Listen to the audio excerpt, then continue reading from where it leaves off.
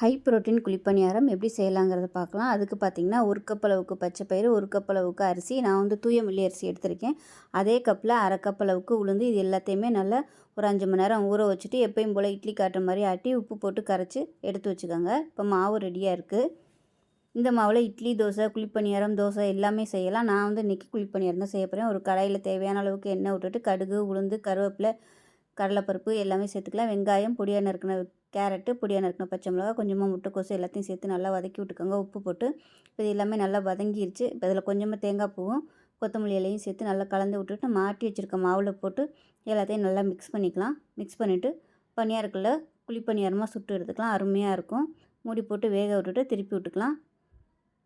எப்பயும் போல் இட்லி, தோசை பண்ணாமல் இது மாதிரி ஹெல்த்தியான குழிப்பணியாரமும் செஞ்சு கொடுங்க. நல்லாயிருக்கும். சுகரும் நல்லா குறையும். வெயிட் லாஸ் பண்ணணும்னு நினைக்கிறவங்களும் இந்த குழிப்பணியாரம் எடுத்துக்கலாம். நோய் எதிர்ப்பு சக்தியும் அதிகமாக இருக்கும். கண்டிப்பாக ட்ரை பண்ணி பாருங்கள்.